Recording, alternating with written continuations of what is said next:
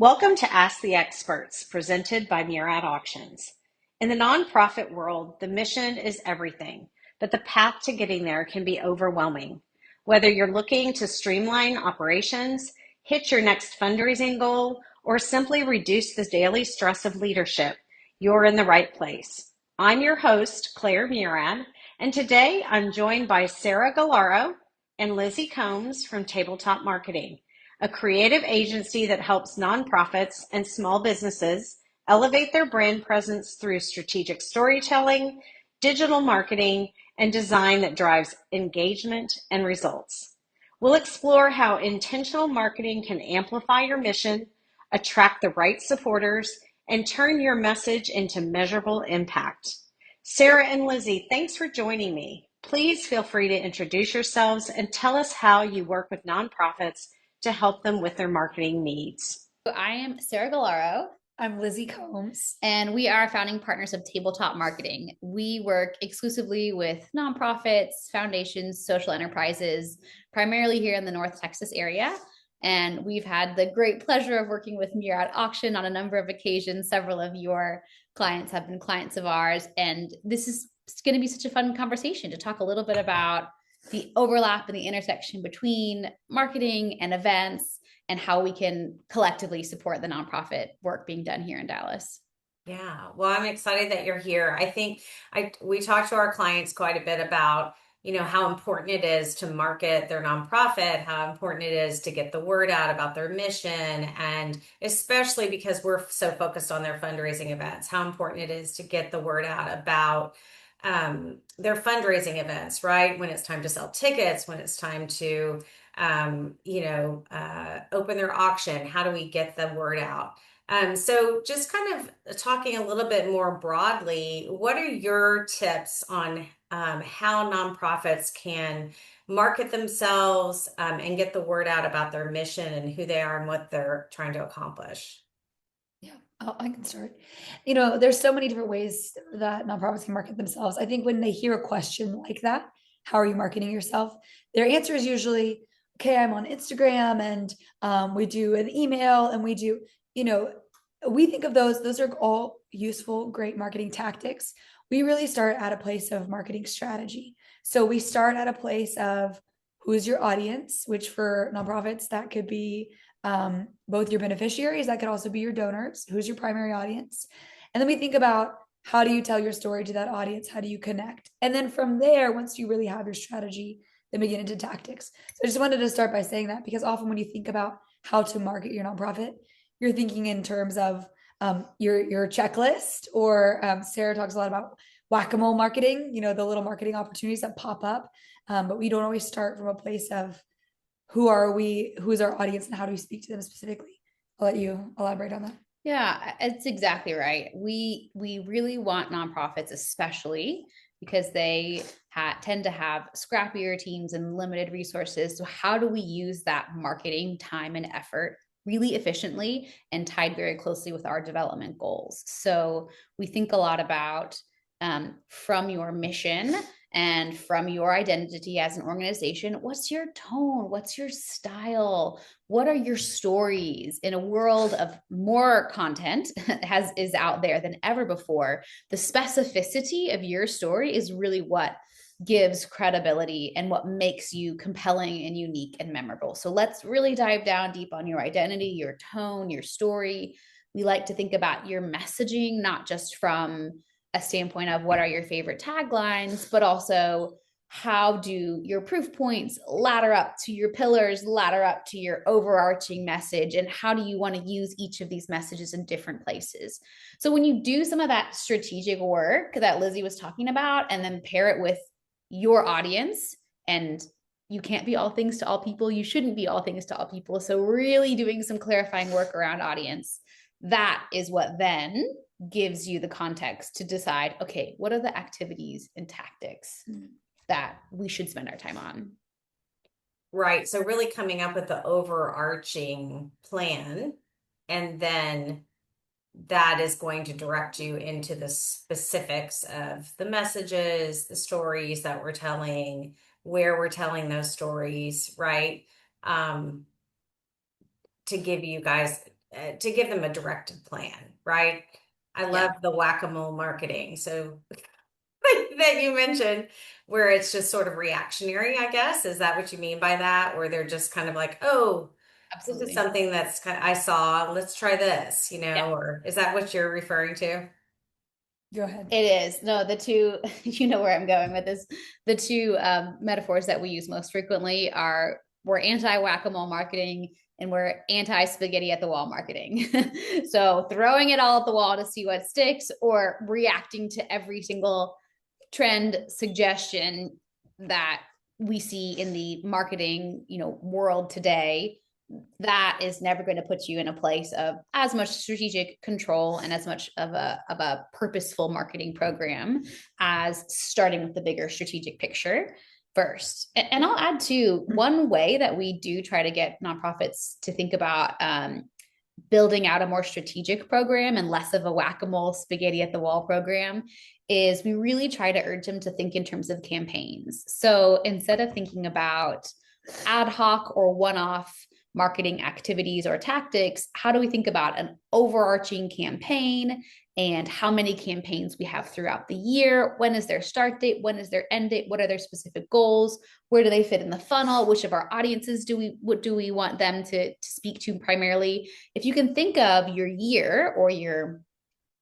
quarter, depending on how much marketing you do, in terms of specific campaigns, then you can think about what tactics will support those campaigns. So if you have a major event around a particular topic or theme, what are the campaigns that can really support that so that you're touching people from multiple different angles with really similar messages and themes so that they're getting a consistent version of who you are?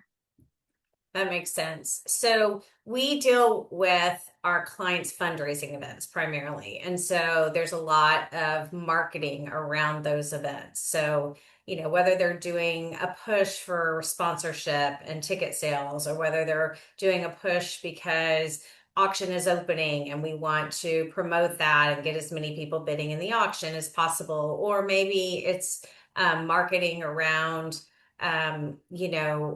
just the event itself, right? And just getting people excited, maybe about the live auction items. So, we talk to our clients a lot about you need to send your message, you need to present your message 6 times for people to realize, to really connect with that. And do you feel like that's accurate, or how many times do people need to hear the message that you're trying to send out so that people start understanding what you're trying to accomplish, or they start paying attention? There's so much noise, right?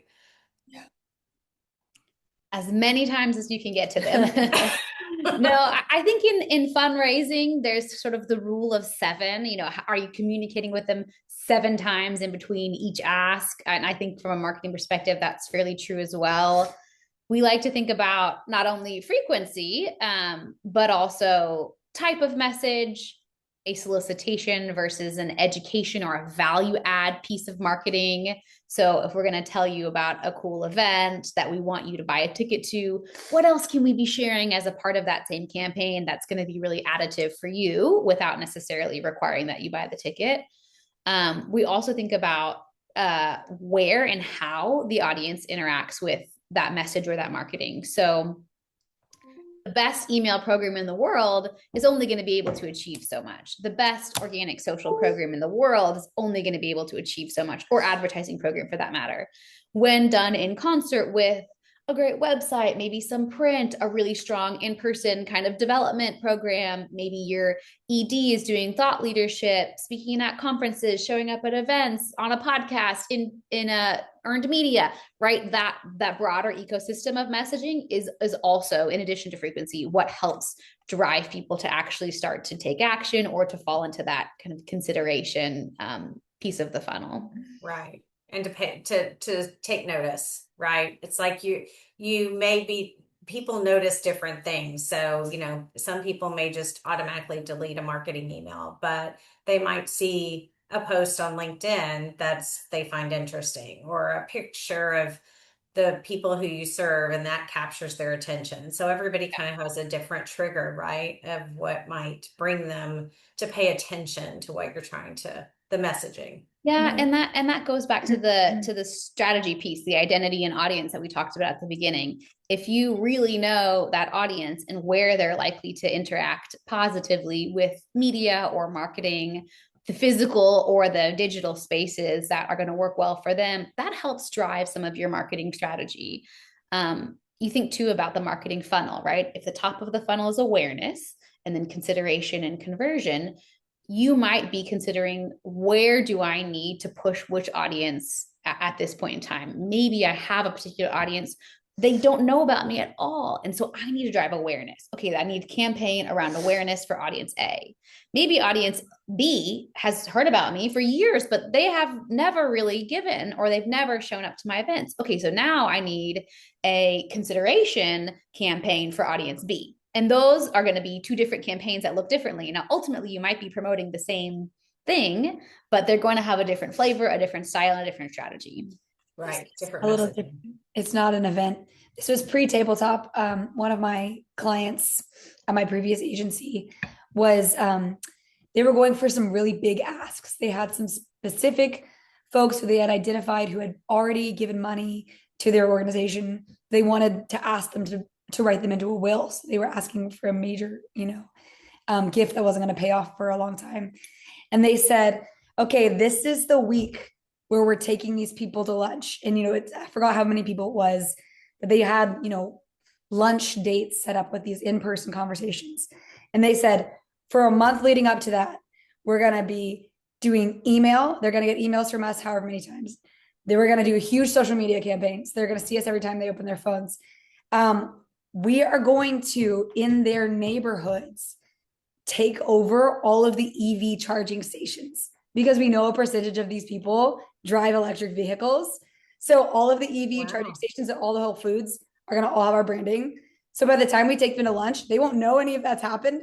They're just going to go, it's crazy. I've been really thinking about you guys a lot lately. That was obviously, a big organization. They had, a lot of money. So it was a much bigger campaign.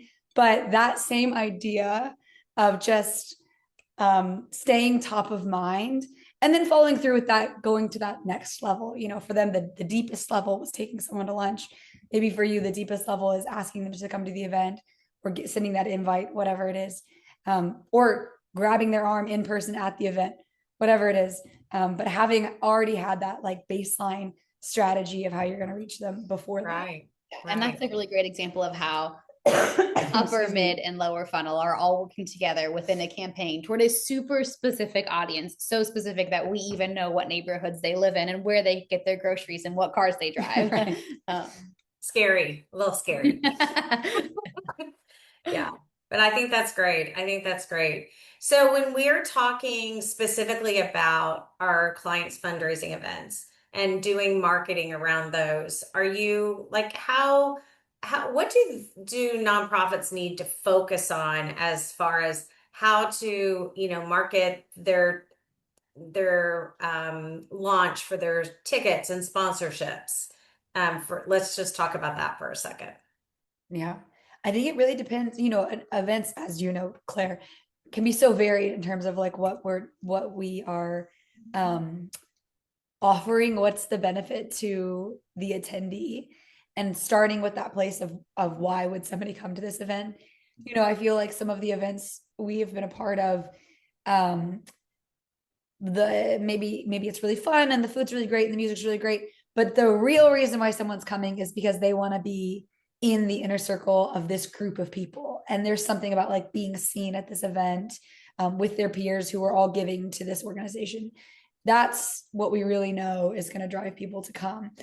So, we would adjust our marketing around that, showing pictures of people at past events. So people are going, oh my gosh, so-and-so win, or, oh my gosh, so-and-so's going, so-and-so's sponsoring, that kind of thing. Whereas you might have another event where the main reason to go is for a great party, and we're going to have live music. And so starting from that place of thinking about audience.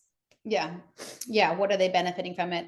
Or to your point around community, this is something we see a lot of our nonprofit clients wanting to create events and opportunities where their donors and supporters are building community with each other because they have a shared passion or shared interest. We see that particularly for folks who are trying to build more of a young professional audience or a pipeline for people who will be giving one day. Yeah, in those instances, you're thinking about who's my steering committee for this event and how can I really leverage them? Have I invited the right people who are going to be the right kind of social influencers who can have peers and friends who are going to be generous and gracious and say, oh, come to this event, come be part of this thing with us? Are there other institutions you can tap into, like, alumni groups or university groups or church groups? Or how can you find the people that, want to come and make it a communal activity? I mean, I went to an event at Volunteer McKinney, and they had folks from the Byron Nelson who were talking about their volunteer programs and this humongous volunteer program that they run for the Byron Nelson. And we were thinking about what does it take to pull off this kind of program for nonprofit organizations.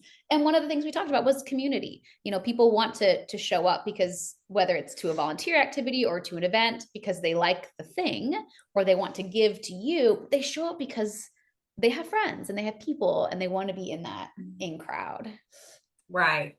And I think that's something, bringing the younger generation up is what I've seen a lot of our clients doing, and making an event, which is normally not the younger generation would not necessarily be able to afford a ticket to this event, but by having a young adults after party where they can come in at 9:30 and they can participate and they can be there. They've already done everything for the event. The decoration's already done. The band is coming no matter how many people are there. So making that accessible to that younger generation and building that community right around a fun event, and a great way to meet other people. I think in this day and age, you and I were talking earlier about how AI is great, and there are a lot of great things about that, but still we need that human connection. And that really is one of the important aspects of an in-person fundraising event, is that true human connection where it's an opportunity for your guests to be with their friends and the people who support your organization, but it's also a place for you to connect in a personal way with your supporters and their friends who are coming to the event as well. So I think that's a really important aspect of the event. So how can a nonprofit do marketing within the night of the event, where it's more of an in-person kind of marketing conversations and things like that? How can you prepare your team to be able to do that and connect with your guests at your event? Yeah, I think use everything at your disposal. Here, you've got people that have showed up. They have a vested interest in you. They've probably paid money or got a dress or got their hair done. They're here for several hours. How can we, while still making sure it's fun and a party, how can we use everything at our disposal to really drive home some of the more emotional or the more human, to your point, pieces of our mission that are hard to deliver in an email?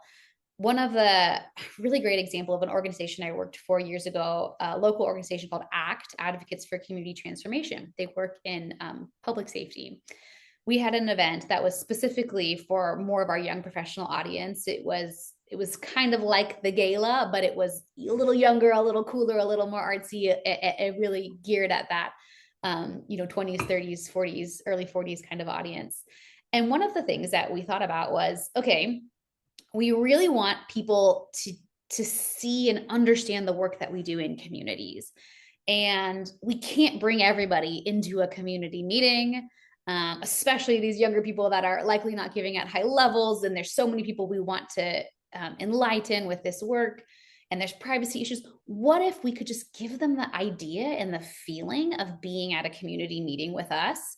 And so what we did was, and we themed the whole event around this. It was called Generation Justice Eyes to See.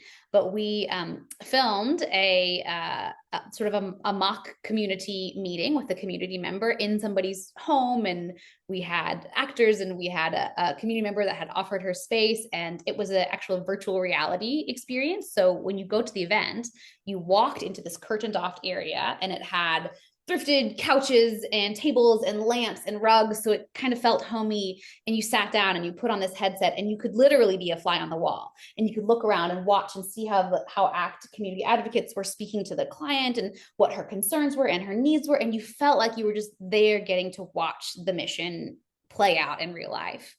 And that was such a cool project because not only was it a very creative way to bring the mission to life and to put you in the seat of someone who's supporting the organization, but it was also like going back to the piece we mentioned earlier about specificity. It was also really specific, right? The whole theme of the event and the whole activity there was really specific and something that no other organization in Dallas could have done. And that's what made it so memorable and special.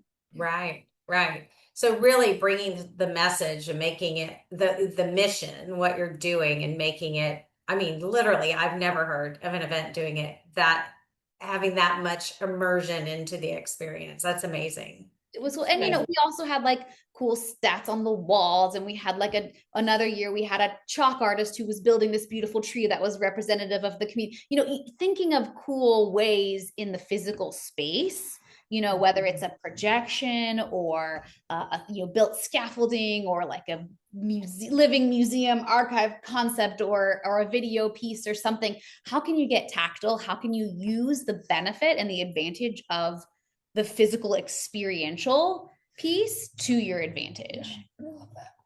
Yeah. I know we did a hospital foundation event not too long ago, and it was when robotics was first becoming a real part of surgery, the surgical center. And they were wanting to bring in this surgical robot, basically. And they actually brought it to the event, and you could play with it. So you could actually do what the surgeon was there, and he was showing you how you could move it and how it could do so much more of a precision. Yeah. We didn't actually see any blood and guts or anything, but like you could see how a human hand could never do what this robot could do, and how the surgeon controlled it. And I mean, you couldn't get close to it. People were so excited about it.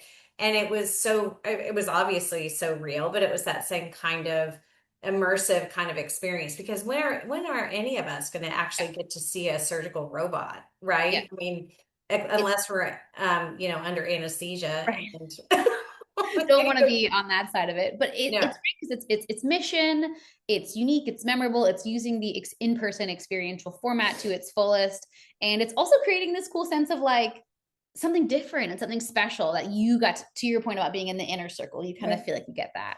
Well, and it's something that people are going to talk about on the way home, Right. And next year when you have your event again, people are going to say, "Oh, that was the thing where last year they did that cool thing. I want to go see what they're going to do this year." Right. And even another example, one of our clients, Philanthropy Southwest, their association of grant makers across the Southwestern United States, a couple years ago, they had their 75th anniversary.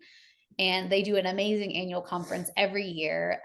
And at that conference, they had produced a beautiful documentary about the organization and the organization members, but they really wanted to bring it to life even more. So we ended up building this humongous light wall that spanned the back of the one of the conference rooms that had a large timeline of their organization. So they had worked with an archivist and event teams and marketing teams to build this beautiful piece where you could walk up to it and you could see photos and blurbs and documents and all of these different stories of the organization and the members of the organization across this whole wall. So you could really get up into the history of the organization and kind of see it and experience it. And that's another example of using the physical in-person medium for all it's worth.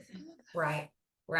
I mean, that's something. And then that can also, those pictures of that and video of that could also be used and repurposed through social media, through, other avenues to do marketing after the event as well. Sure. Right. So I think a lot of nonprofits just think, oh, I'm going to create a mission video and we're going to show that at the event, which is important. I'm not discounting that at all, but wow, you're talking about something that's much more creative than just a mission video, right? Something that is really immersive, which I love. We had an event not too long ago for a homeless shelter, and they actually had their people who they had helped become, be rehomed, actually come up on stage before the live auction. They actually walked up on stage, and each of them was holding a cardboard placard, like a piece of a cardboard box with a handwritten message on it saying, I lost my job. My child was sick and had to go into the hospital. I lost everything and was homeless. And basically this all of these people, probably 10 of them, just silently walked up on the stage and held their cardboard piece. And it had such an impact as each person came up. And then the executive director came out and said, each one of these people are a success story. They are not what is written on this placard on their sign. They are more than that, and they are now have a new life. And then they turned it over, the sign over, and it said what they were doing now. And it was so impactful because it was this silent parade of people with showing how their lives had been changed. So kind of to your same, wow, I mean, there wasn't a dry eye in the place, and it completely gave the message of what, conveyed the message of the purpose of this nonprofit. Well, it is ultimately all about people connecting with people. Like that's what donors and beneficiaries and nonprofit staff and board members, it's all about people connecting with people and understanding and wanting to help each other, right? In whatever way they can. Right. And we, as marketers who work oftentimes in the digital space, are always wanting to try to drive that human connection. So you working in an event space, you've got a little bit of that human connection built in already. And so how can we really take advantage of that and not let the event go by and be a missed opportunity where we just had a great party. Maybe that's the point of your party, and it's just a fundraiser and it's super fun and that's all people want. That might be okay. But if you're thinking through how can I infuse my mission into this a little bit more, considering how can we drive that human connection in a way that you can't on an online video or a social campaign, right, or an email newsletter, etc. Right. We had a client recently who, because our team was there managing the check-in and managing the kind of the details of the night of the event, she took the people from her staff who would have normally been a part of that process, and she assigned them each to two tables of guests. And they each had the names of all the people who are going to be at the table, and they were responsible for connecting with those 20 people. And I just thought it was such a great idea. And literally, her staff was standing behind us at check-in, and they had their list. And so when their people checked in, they would introduce themselves, shake their hand. We're so glad you're here. Let me take you to your table, and you can put your things down. I mean, they were just so welcoming. And then I saw them through the night, like walking up to the table, having conversations, getting to know the people. And I just thought, this is an amazing one-on-one connection that they're making tonight. And then she just said, I talked to her post event and just, about how things were going with her wrap up. And she goes, oh my gosh, Claire, I've got so many meetings set over the next 3 months with all of these people that we met the night of the event. So it may be a donor who agreed to buy a table of 10, brought 8 of their friends and their spouse to the event. And then those 8 friends are now new prospects, right? As supporters. So she was just talking about what value the event brought because they capitalized on that time and they made those in-person connections. And I just thought that was that's a great marketing plan, you know? And it makes people feel seen and valued for being there, and it helps them have a good time. One of the impediments, I imagine, to somebody coming to an event like this is, I don't know if I'm going to know anybody. Am I just going to sit there, walk around and feel awkward and go home? Right. So what a great use of board members or advisory members, or if you have like a young professional kind of advisory or committee, what a great use for those types of people to say, hey, I'm so glad you're coming to the event. I really want you to help connect with some people. Here's some folks that I want, or here's a table, or here's a station that I want you to just try to make conversation, make people feel welcome, see what you can share. Right, exactly. So, and to the point of, really making that human connection, which I think people are starved for. It's interesting in talking to a gentleman who's a computer programmer. He was talking about how virtual events were so amazing, and he really felt like virtual events were going to take over and everybody was just going to have virtual events. And I was like, no, that's not happening. I mean, I think their virtual aspect of events are great to be able to include other people who can't attend your event, who want to be there. Yeah. Yeah, but I just can't see that virtual events are ever going to take the place of in-person events, because I think as technology has more of a prominent place in all of our lives, I think we starve for that human connection even more. And, I just like what you're saying, the way that we can communicate things in person is so much more impactful, I think, sometimes than online, through social media, through email, just being able to have a conversation. So, um, what ideas do you guys have for how people can connect their sponsors to their guests through their fundraising events? We talk to our clients quite a bit about how they can utilize software and the auction and some, different ways that they can showcase their sponsors. Have you seen any creative ways that people have kind of gotten their sponsor names or information in front of the guests or their business partners? I think, again, the more specific you can be and the more creative you can be, the better. What we never really love and sometimes is just necessary is like the logo soup, or like I've got 12 sponsors and I've got to post 12 social media posts with 12 logos. Like, I don't really know how much people value that. But we do see that a lot. I think if there's a way to tie in your sponsors' signage or visibility at the event to who they are and what they do, even better. Or if there's a way to tie in your sponsors, into like the swag bags or giveaways, or if there's ways to incorporate them and their mission in a way that feels complementary, that's always going to be more impactful than just slapping on the XYZ bar, Right. XYZ dance floor, the XYZ, Yeah. I love the logo soup. Y'all have great terminology for things, but I think that's great because, recently we had a client who we talked quite a bit with them about not necessarily putting together their sponsorship packages.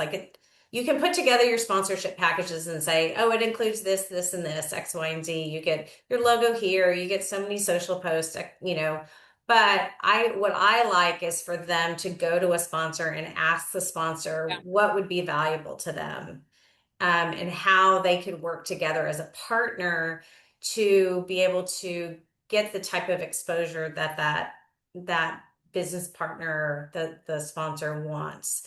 So, we were at an event recently, and I got my car from valet, and was driving away, and there was a bottle of water that was branded with a restaurant, and there was a coupon for a free bottle of wine when you came and purchased 2 entrees. And that's what that sponsor wanted. They wanted customers, and that was an easy way to do it. And you bet we went to that restaurant and we spent a lot because there were 4 of us there, and we loved it, and we'll go back. So, that was a conversation she had with that sponsor and just said, what do you need? And he's like, I don't want my logo all over the place. I don't need that. I want to be able to put something in every single car so that those people will come to my restaurant. Yeah. So I do think that, yeah, the more you can have that conversation and it saves the nonprofit. You don't want to be spending time and money and effort too on sponsor recognition that isn't valuable to them. They might not care about a step and repeat, so let's figure out how you can invest in a way that is going to actually help them meet their goals so that they get the appreciation, the acknowledgement, but they also see the business case for sponsorship and come back year after year. Right. Because some people just want to support because they believe in your mission. And some businesses want to support because they want to see ROI, right? They want to see new customers. They want to connect with the people who are attending your event. So really kind of is that something they should just find out in the initial meeting by asking that question? What would interest, how would you approach a potential sponsor? What would you ask them to get an idea of what would make sense for them? Yeah, I think we would say, I think you definitely ask them about how they came to be interested in sponsorship. What is the connection point? Maybe it's a community thing. Oh, all of my peers who are also car dealership owners are all sponsoring here, so I thought I should too. Or maybe it's real strong connected to the mission. My child, my family, my XYZ connection is a beneficiary, or we appreciate your services for these more special, emotional reasons. Maybe it's, I really think you guys are doing a big event with Lake Highlands parents. I want Lake Highlands parents to come to my restaurant or to be my customers. Figuring that out first and foremost is going to help set you on the right path so that you can then ask the right questions and help develop something that makes sense for them. And then ultimately, as marketers, we're always thinking about how can you equip and empower them to help tell your story. So what tools and stories and assets and talking points can you offer those sponsors so that they can, if it's appropriate for them and if it's something they want to do, can they show off their sponsorship and be proud of the work that they've been able to do and the support they were able to give. Sometimes they might just need some great photos of their team with a cool logo, or a beautiful little video of them at the event, or some talking points around the amazing impact of the work of the nonprofit. Whatever you can give them so they can be your brand advocates too, and that goes for sponsors, that goes for event attendees, the better. Yeah. Oh, so see, that's such a great point, because that's talking about how they can become spokespeople for your mission, right? That's a whole nother level of marketing, is getting other people to kind of market for you. So that's a great point, Sarah. And chances are, if they've come, they've invested some degree of time, effort, money, maybe they're an attendee that's invited their friends, they're already being your brand advocate. They already care. They want to be a part of this thing. So let's make sure we don't lose that opportunity by event is over. Great job. See you next year. Right. Really, that's where the hard work begins, is post-event, right? And making sure that maybe your sponsors each get like the pictures so that they can very easily post that on their social. You connect with their social media person and say, hey, here's some pictures that are branded for our nonprofit. Can you share this on your social? Right? Together and do a collab post or something like that. Yeah. Yeah, I love that. That's a great idea. Great. Well, we've shared some amazing ideas. Is there anything else that you feel like you want to share with as strategies, or just any advice that you have for nonprofits? I want to know, Claire, what the coolest event is that you've done recently. Oh gosh. We do a lot of events. I'm just trying to think of Or something that inspired you. what really inspires me the most is our grassroots kind of nonprofits, the nonprofits that start because someone saw a need. They have something that they want to solve for, or something happened to them that was tragic. And instead of turning, into that in a negative way, they take that tragedy and they make it into something positive. So we were last year, we've been working with an organization called Living for Zachary for a long time. I don't know if you're familiar with them, but they, Karen who is the mom of Zachary. Zachary was in high school at Plano East, and he was a football player, and he died on the football field because he had a heart defect, and they didn't know he had it, and there was no defibrillator on the field, and so they couldn't save him. So that's such a horrible tragedy. But she took that experience and said, well, I'm going to make a difference. We're going to have a defibrillator on every sports field in the city, and we're going to do heart screenings for these kids who may not even know they have a heart defect. And so 2 years ago at their event, I've been working with them on their event for years and years. And so I arrived at the event, and we're setting up for check-in. And my daughter, our children went to St. Mark's Catholic School in Plano, and my daughter is now a teacher there. And so we were setting up everything, getting ready for check-in. And one of the teachers from St. Mark's walked up to me and she said, what are you doing here?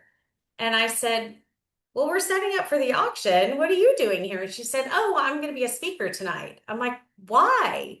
And she said, oh, well, it's all about St. Mark's and Living for Zachary's program that they're putting into schools now. And I was like, I didn't even know about this. Well, my daughter's classroom was on the video. They showed, the education program that they're putting into the schools and what they're doing. And what was so amazing about it is they've expanded this nonprofit so much. And now within the schools, they're telling the children what to look for, how they should feel. If they don't feel this way, if they feel a certain way, that might be because there's something wrong with their heart. So just educating these kids. Well, this little elementary school boy after the program at St. Mark's went into the school nurse and said, I think my heart feels funny, like they were talking about. And he went to the cardiologist the next day, and sure enough, he had a heart defect, which was solved. So, it was so close to home, and it was so, our kids went to school in Plano, and to see this nonprofit start out of tragedy and then save so many people's lives because of that, and so much good come out of that. And even as close to home as in my daughter's school where she went and now teaches, that, they're saving lives of these children. So it's, the event itself is amazing. They do a great job, but just that mission. And I think when we see that over and over and over again with the nonprofits we work with, that,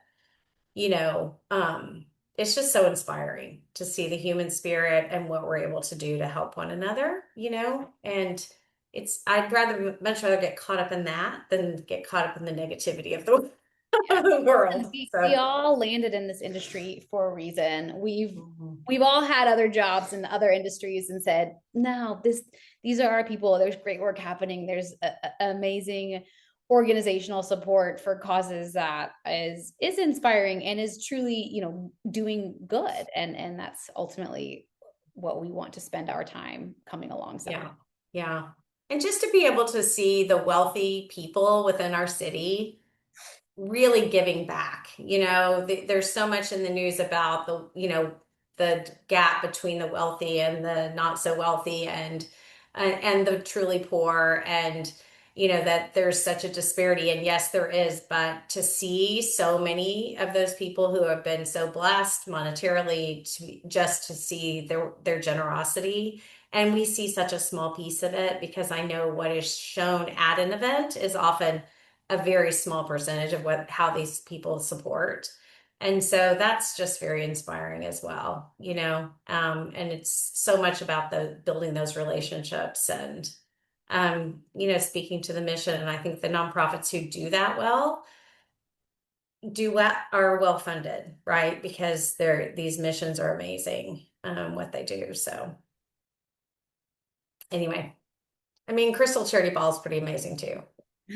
If you want to go watch, people watch and see the dresses and how everybody, that's different benefits, different reason why you go, but know why people come and lean into that.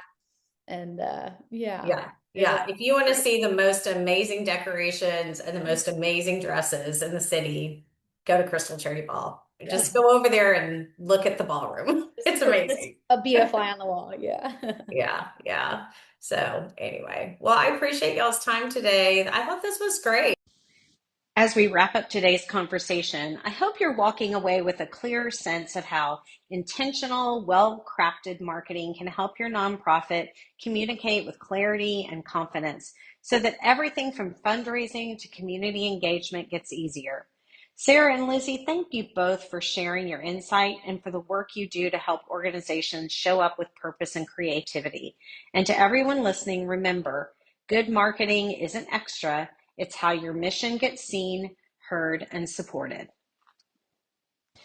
If you'd like to connect with today's guests, be sure and check the notes below because we've included all their contact information so you can reach out and get the support your nonprofit needs. And if you found this episode helpful, please like this video and subscribe to our channel. Your support helps us keep creating more content to empower nonprofits to grow their impact.